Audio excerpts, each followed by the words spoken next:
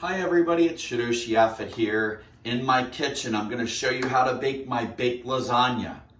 No, I'm not going to do that, but I am going to show you how to quickly mold a mouthpiece. You know, our students at the dojo, one of their major problems with sparring is they complain about their mouthpiece being uncomfortable. And it's really not an option. They have to wear a mouthpiece.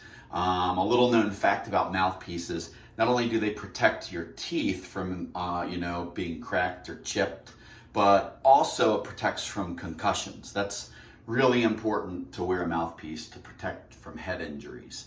And you really want to have one for every sport. So if your child plays lacrosse and does martial arts, they really shouldn't be taking their mouthpiece from martial arts out of the bag, taking it to the lacrosse field where they're going to forget to put it back into their bag, or vice versa. So we give you 2 mouthpieces when you get your sparring gear from us. And today I'm going to show you how to mold that so it's comfortable and the kids don't complain as much. So here we go.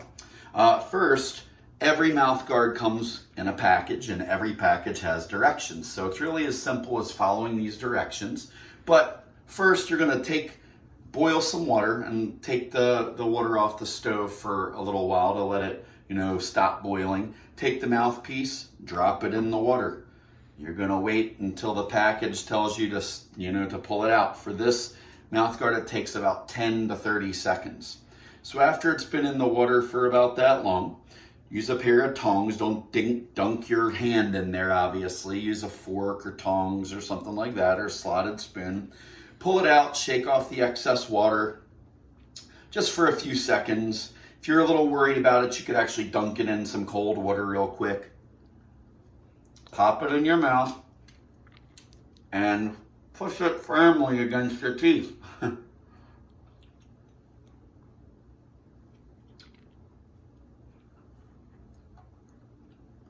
made sure it was a nice tight fit. I used my tongue to push on the back. I used my fingers to push on my front of my mouth to make it mold to my teeth. Then I'm going to dunk it into some cold tap water, and there it'll just sit for a few seconds, and it should be fully molded at that point. After that, I can just take it out. I can retest it, and you can remold these. So if you mess up on the first trial, no big deal. Throw it back in the boiling water, try again. But when you put this in your mouth after the boiling water, don't put it in right away, obviously. It could burn you. So take it out, get all the excess water out. Once you put it in your mouth, you're going to want to suck the water tight, or the mouthpiece tight up onto your lip.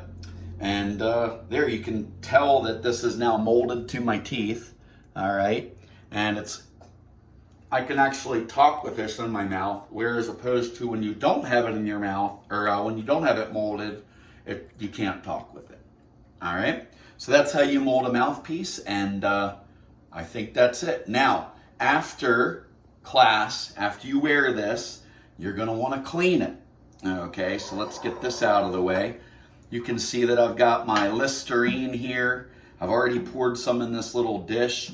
So a great way to keep this clean is to first use your toothbrush and some toothpaste, and just put some when you brush your teeth later that night.